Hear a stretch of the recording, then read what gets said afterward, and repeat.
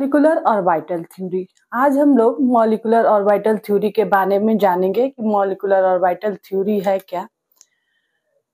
इसके पहले हम लोगों ने वीबीटी के बारे में पढ़ा था। वीबीटी भी बहुत अच्छी थ्योरी थी और बहुत अच्छे से ही केमिकल बॉन्डिंग को बतला रही थी और वो भी इलेक्ट्रॉन के वेव नेचर को एक्सप्लेन करते हुए। वैसे ही मॉलिक्यूलर ऑर्बिटल थ्योरी भी है, वो क्वांटम मैकेनिक्स को पूरी तरह से लेके चलती है।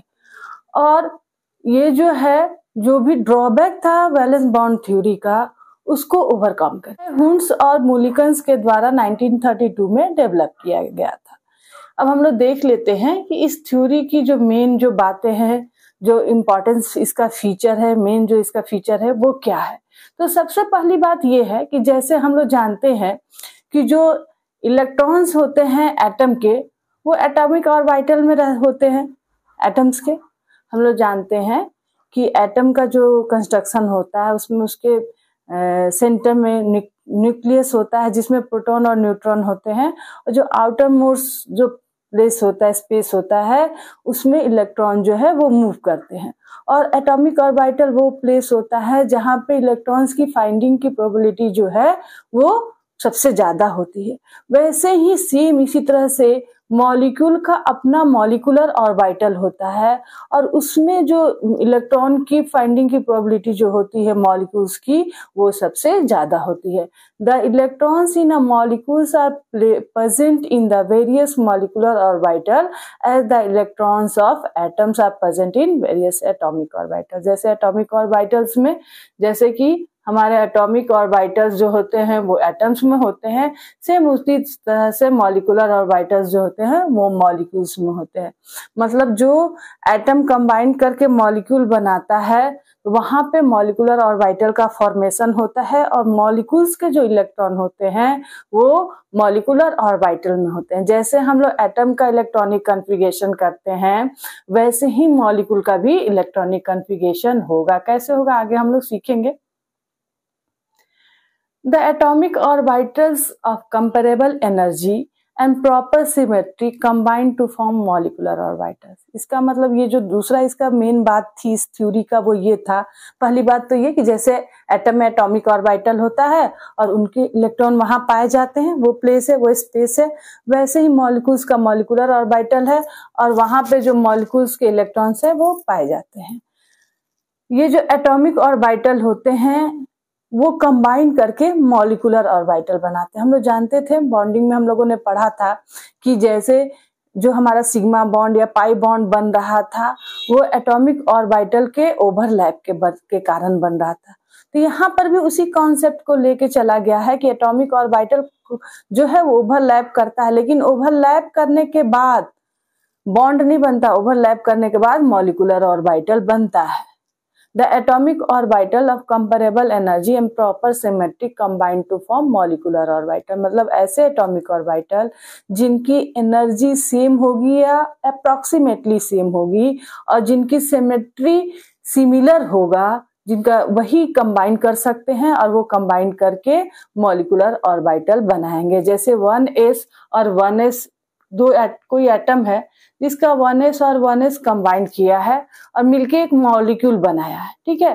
तो वो दोनों जब कंबाइन करेंगे तो दो मॉलिक्यूलर ऑर्बिटल बनाएंगे। यहाँ पे जो ऑर्बिटल बनेगा इनके कॉम्बिनेशन से वो मॉलिक्यूलर ऑर्बिटल होगा। और 1s और 1s ही कर सकता है, 1s और 2s नहीं कर पाएगा ये ओवरलैपिंग। क्यों?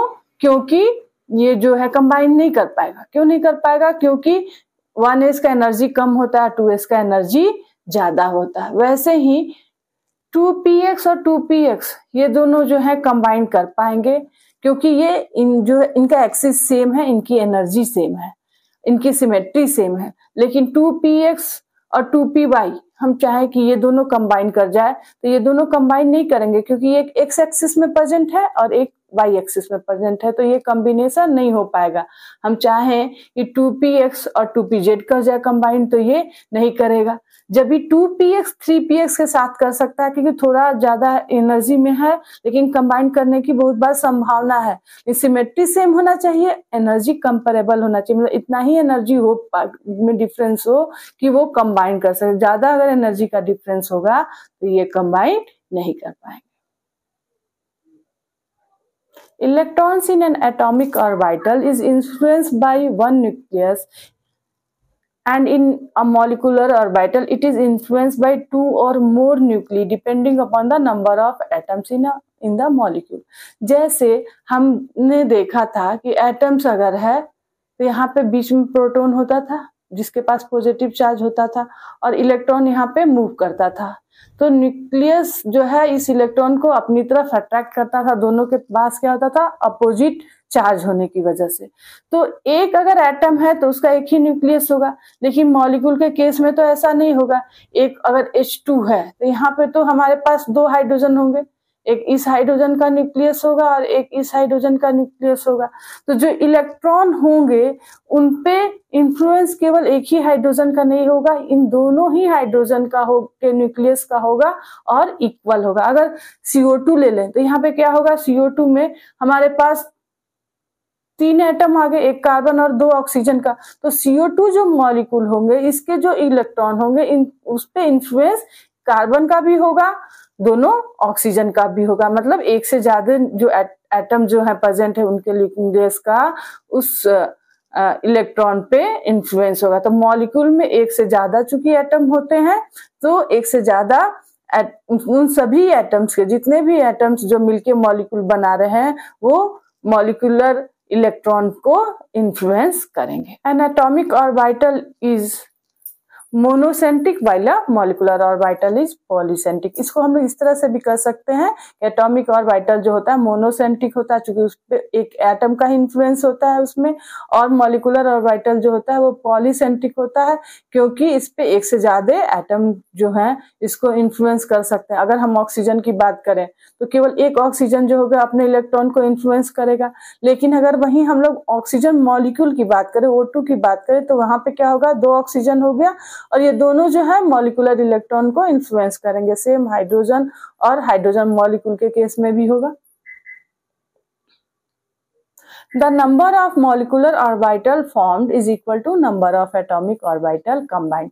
जितना atomic orbital combined होगा वो combine करके उतना ही molecular orbital का फॉर्मेशन करेगा। अगर दो मान लीजिए हमने हाइड्रोजन लिया तो उसके पास 1s और 1s इलेक्ट्रॉन 1s ऑर्बिटल होता है, अगर इसमें जो इलेक्ट्रॉन होंगे वो क्या करेंगे, कंबाइंड होंगे। तो 1s और 1s एटॉमिक ऑर्बिटल जब कंबाइंड करेगा तो 2 मॉलिक्यूलर ऑर्बिटल बनाएगा, एक उस बॉन्डिंग होगा, बॉन्डिंग मॉलिक्यूलर ऑर्बिटल, और एक होगा anti bonding molecular orbital. Constructing interference gives bonding molecular orbital with lower energy and greater stability, and destructive interference gives anti-bonding molecular orbital with higher energy and lesser stability। अब जो हमारा 1s है, मान लीजिए हम हाइड्रोजन को as example लेके चल रहे हैं, 2 हाइड्रोजन जो हैं वो कंबाइन किए तो इनका 1s एटॉमिक ऑर्बिटल और 1s एटॉमिक ऑर्बिटल कंबाइन करेगा। हम लोग जानते हैं कि जो ये ऑर्बिटल होता है वो क्या है, एक ऐसा प्लेस है जहां पर इलेक्ट्रॉन की फाइंडिंग की प्रोबेबिलिटी सबसे मैक्सिमम है। तो इसके लिए हम लोग क्या कर सकते हैं, वेव फंक्शन डिफाइन किए थे। मान लीजिए वो वेव फंक्शन psi1 और psi2 है, तो 2 तरह का इंटरफेरेंस हो सकता है, या तो वो कंस्ट्रक्टिव हो सकता है या डिस्ट्रक्टिव हो सकता है। आगे हम लोग देखेंगे कंस्ट्रक्टिव में क्या होगा, डिस्ट्रक्टिव में क्या होगा। कंस्ट्रक्टिव में क्या होता है कि दोनों जो वेव फंक्शन होंगे आपस में एड ऑन हो जाएंगे और इनकी एनर्जी जो होगी ये कम होगी। जितना हम लोग केमिस्ट्री में एक चीज लेके चलते हैं कि जिसकी जितनी ज्यादा कम एनर्जी होगी उसकी स्टेबिलिटी उतनी ही ज्यादा होती है, वैसे ही जब वेव फंक्शन डिस्ट्रक्टिव इंटरफेरेंस करेंगे यानी कि इनका सब्सट्रैक्शन होगा, तब क्या होगा, एंटी बॉन्डिंग मॉलिक्यूलर ऑर्बिटल का फॉर्मेशन होगा और इसकी एनर्जी जो होगी वो ज्यादा होगी। एंटी बॉन्डिंग को हम लोग स्टार लगा के शो करते हैं, एंटी बॉन्डिंग की एनर्जी ज्यादा होगी और बॉन्डिंग मॉलिक्यूलर ऑर्बिटल की जो एनर्जी होगी वो कम होगी। बॉन्डिंग मॉलिक्यूलर ऑर्बिटल फॉर्म करेगा इन दोनों वेव फंक्शन के एडिशन से, और anti bonding molecular orbital form करेगा इन दोनों एटॉमिक ऑर्बिटल के वेव फंक्शन के सब्सट्रैक्शन है। Atomic orbitals gives electrons probability in an atom. ये हम लोग बहुत देर से बात कर रहे हैं। एटॉमिक ऑर्बिटल क्या बताता है हमको? वो एक ऐसा स्पेस है जहां पे probability of finding of electron maximum होती है। वैसे ही मॉलिक्यूलर ऑर्बिटल, मॉलिक्यूल के केस में क्या होगा? वैसा स्पेस होगा जहां पे इलेक्ट्रॉन्स की फाइंडिंग की प्रोबेबिलिटी सबसे मैक्सिमम होगी। Like atomic orbital, molecular orbitals are filled in accordance with the above principle, obeying the Pauli exclusion principle and Hounsfield। जैसे हम लोग एटॉमिक ऑर्बिटल को फिलअप करते थे, सेम वही पैटर्न हम मॉलिकुलर ऑर्बिटल में भी इलेक्ट्रॉनिक कॉन्फ़िगरेशन करने में, मॉलिकुलर ऑर्बिटल को भी फिल करने में करेंगे। हम लोग अबाव प्रिंसिपल को फॉलो करेंगे, मतलब जिसकी एनर्जी सबसे कम होगी उसको हम लोग क्या करेंगे? सबसे पहले उसमें इलेक्ट्रॉन जाएगा। उसके बाद क्या होगा कि हम लोग पेयरिंग करेंगे। सबसे पहले सिमिलर जो जिनकी एनर्जी होगी उनको हम लोग वहां पे इलेक्ट्रॉन इक्वली फिल करेंगे 1-1। उसके बाद हम लोग पेयरिंग करेंगे, और कैसे? जिनका की स्पिन अपोजिट हो। तो ये जो सारे रूल हम लोग फॉलो कर रहे थे एटॉमिक ऑर्बिटल को फिलअप करने में, वो सारे रूल हम लोग मॉलिकुलर ऑर्बिटल को फिलअप करने में भी करते हैं। Formation of molecular orbital, linear combination of atomic orbitals जो है वो जिम्मेवार होते हैं मॉलिकुलर ऑर्बिटल के फॉर्मेशन के लिए। मतलब एटॉमिक ऑर्बिटल का जब लीनियर कॉम्बिनेशन होगा तो मॉलिकुलर ऑर्बिटल का फॉर्मेशन हो। इलेक्ट्रॉन्स क्या है? वेव है। वेव इन नेचर होता है, पार्टिकल इन नेचर और ड्यूअल नेचर होता है इलेक्ट्रॉन्स का। वेव मैकेनिक्स जो बताता है वो कहता है कि इलेक्ट्रॉन्स वेव्स हैं। तो ये जो साई होता है वो क्या होता है? एम्पलीट्यूड होता है इस इलेक्ट्रॉन्स के वेव्स का। और इसका सॉल्यूशन बहुत सही से हमें श्रोडिंगर के वेव इक्वेशन को सॉल्व करने से मिल जाता है। वैसे ही मॉलिकुलर ऑर्बिटल के लिए भी हम लोग वेव फंक्शन को डिफाइन कर सकते हैं, और इसके लिए हम लोग श्रोडिंगर वेव इक्वेशन को अगर सॉल्व करते हैं तो डायरेक्ट हमें सॉल्यूशन नहीं मिल पाता है। इसलिए हम लोग ब्राउन-हैबर का अप्रोक्सीमेशन मेथड को यूज करते हैं, जिसे हम लोग linear combination of atomic orbital के नाम से जानते हैं। मतलब कि एटॉमिक ऑर्बिटल लीनियरली कंबाइन करके मॉलिकुलर ऑर्बिटल का फॉर्मेशन करते हैं। हाइड्रोजन के पास केवल 1s ऑर्बिटल होते हैं, और उनके कॉम्बिनेशन से हमें H2 मॉलिक्यूल मिल जाएगा कंबाइन करेंगे तो ये हर एक हाइड्रोजन जो एटम होगा वो जब ग्राउंड स्टेट में होगा तो उसके पास एक इलेक्ट्रॉन होंगे और वो 1s में होगा। ठीक है, तो मान लीजिए एक हाइड्रोजन का पहला जो एक हाइड्रोजन है उसका वेव फंक्शन psi1 है, और दूसरा हाइड्रोजन जो है उसका वेव फंक्शन psi2 है। तो जब ये दो हाइड्रोजन है, ये यहाँ पे देखें, ये हाइड्रोजन है, इसके पास एक इलेक्ट्रॉन है, और ये हाइड्रोजन है, इसके पास एक इलेक्ट्रॉन है। कहाँ पे है? इसके एटॉमिक ऑर्बिटल में। वो एटॉमिक ऑर्बिटल कौन सा है? 1s है, 1s है। ये 1s और 1s जब कंबाइन करेगा, जब कंस्ट्रक्टिव इंटरफेरेंस करेगा तो बॉन्डिंग मॉलिकुलर ऑर्बिटल बनाएगा, जिसकी एनर्जी जो होगी कम होगी। और जब ये इनमें डिस्ट्रक्टिव इंटरफेरेंस होगा तो ये क्या करेगा? एंटी बॉन्डिंग मॉलिकुलर ऑर्बिटल बनाएगा, जिसमें की एनर्जी ज्यादा होगी। तो हम जब इलेक्ट्रॉन फील करेंगे तो यहाँ पे जो दोनों इलेक्ट्रॉन है उसको हम लोग क्या करेंगे? इस तरह से जिसकी एनर्जी कम उसको हम लोग वहां पे फील कर देंगे विथ अपोजिट स्पिन। जब पेयर्ड अप हो जाता है तब हम लोग हायर एनर्जी लेवल की तरफ मूव करते हैं। तो यहाँ पे जो एंटी बॉन्डिंग मॉलिकुलर ऑर्बिटल होगा वो क्या होगा? वो फील्ड नहीं होगा। तो जो साई मॉलिकुलर ऑर्बिटल बनेगा वो दो तरह से बन पाएगा, या तो वो कॉम्बिनेशन से बनेगा साई ए और साई बी के, या फिर सब्सट्रैक्शन से बनेगा। जब बॉन्डिंग ऑर्बिटल कब मॉलिकुलर ऑर्बिटल जो फॉर्मेशन होगा वो कब होगा? जब साई ए और साई बी जो है वो कंबाइन करेंगे, उनका एडिशन होगा, और इससे एक सिग्मा बॉन्ड का फॉर्मेशन होगा, या सिग्मा मॉलिकुलर ऑर्बिटल हम उसको बोलते हैं, उसका सिग्मा बॉन्डिंग मॉलिकुलर ऑर्बिटल का फॉर्मेशन होगा। बॉन्डिंग मॉलिकुलर ऑर्बिटल का फॉर्मेशन होगा जब साई ए और साई बी के बीच एडिशन होगा, यानी कि कंस्ट्रक्टिव इंटरफेरेंस होगा। मान लीजिए कि साई ए क्या है? एक वेव है। साई बी भी क्या है? एक वेव फंक्शन है ना। ये किसके लिए, पहले वाले हाइड्रोजन के लिए है तो ये दूसरे वाले हाइड्रोजन के लिए है।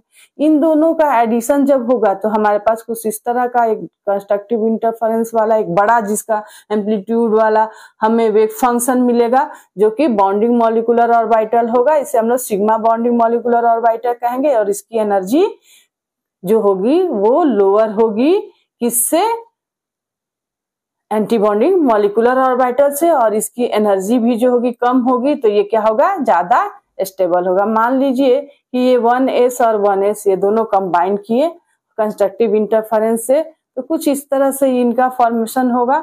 और यहाँ पे क्या है, ये दोनों लोब जो है सिमेट्रिकल है तो आपस में ऐड हो गए हैं।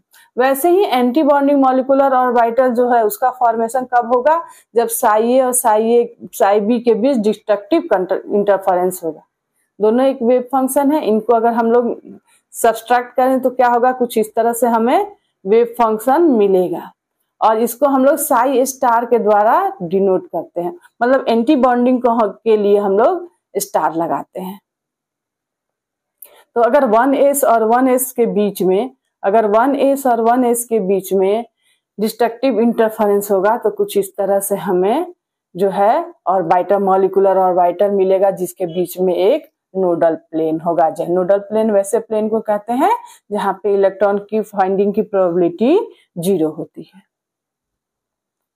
मॉलिक्यूलर ऑर्बिटल, अब हम लोगों ने इससे क्या निष्कर्ष निकाला, इससे क्या कंक्लूजन निकला हमारा, कि जो मॉलिक्यूलर ऑर्बिटल का फॉर्मेशन एटॉमिक ऑर्बिटल के एडिशन से होगा उसे हम लोग क्या कहेंगे, बॉन्डिंग मॉलिक्यूलर ऑर्बिटल कहेंगे, और उसकी एनर्जी जो होगी वो कम होगी। और वैसे मॉलिक्यूलर ऑर्बिटल का फॉर्मेशन होगा को एंटी बॉन्डिंग मॉलिक्यूलर ऑर्बिटल कहेंगे, जिनका फॉर्मेशन एटॉमिक ऑर्बिटल के सब्सट्रैक्शन से होगा, और इसकी एनर्जी जो होगी ज्यादा होगी। इसके लिए हम लोग क्या करेंगे, इस जब मॉलिक्यूलर ऑर्बिटल को हम रिप्रेजेंट करेंगे तो एक स्टार जो है उसके साथ ऐड कर देंगे। क्या कंडीशन होता है जिसमें कि किस कंडीशन में एटॉमिक ऑर्बिटल जो है आपस में कंबाइन कर सकते हैं, इसको जानना जरूरी है। ये इस पे हमने थोड़ा सा बात पहले भी किया था। सबसे पहली बात है कि वैसे एटॉमिक ऑर्बिटल केवल जिनकी एनर्जी सेम होगी या नियरली सेम होगी वही क्या कर सकते हैं, वो आपस में कंबाइन कर सकते हैं। तो 1s कंबाइन कर सकता है, लेकिन 1s और 2s हम लोग चाहें कि कंबाइन करे तो नहीं करेगा, क्योंकि 2s की एनर्जी बहुत हाई है ना।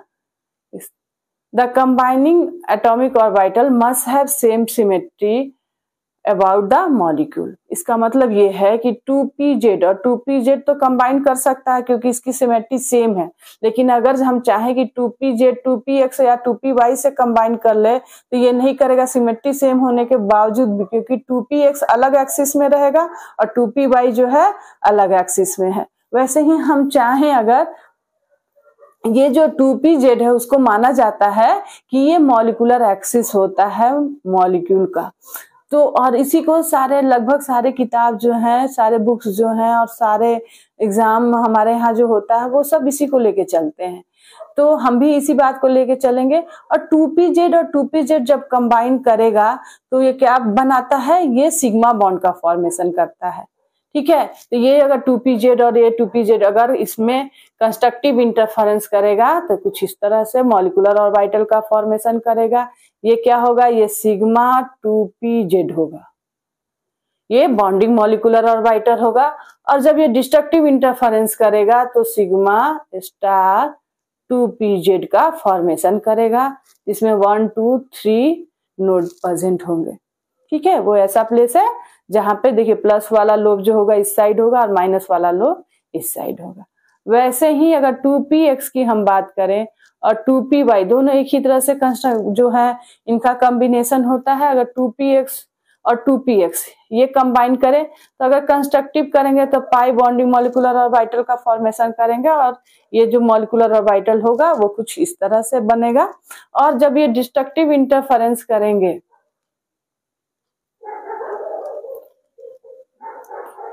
तो मॉलिक्यूलर ऑर्बिटल कुछ इस तरह से फॉर्म होगा, और ये एंटी बॉन्डिंग मॉलिक्यूलर ऑर्बिटल होगा, डिस्ट्रक्टिव होगा तो, और इसको हम लोग पाई स्टार से डिनोट करेंगे। जब भी एंटी बॉन्डिंग होता है हम लोग एक स्टार उसमें ऐड कर देते हैं, और डिस्ट्रक्टिव होगा तो एंटी बॉन्डिंग एंड कंस्ट्रक्टिव होगा तो बॉन्डिंग मॉलिक्यूलर ऑर्बिटल का फॉर्मेशन करेंगे। और हमेशा ध्यान देना है कि एक तरह का सिमेट्री वाला ही कंबाइन कर सकता है और एक जैसा एनर्जी लेवल वाला ही कंबाइन कर सकता है। ज्यादा एनर्जी डिफरेंस होगा तो वो कंबाइन नहीं कर सकता है, माइनर एनर्जी डिफरेंस पे कॉम्बिनेशन होता है। लेकिन अगर सिमेट्री डिफरेंट हो तो वो किसी भी हाल में कभी भी कंबाइन नहीं करेगा। The combining atomic orbital must overlap to form maximum extent.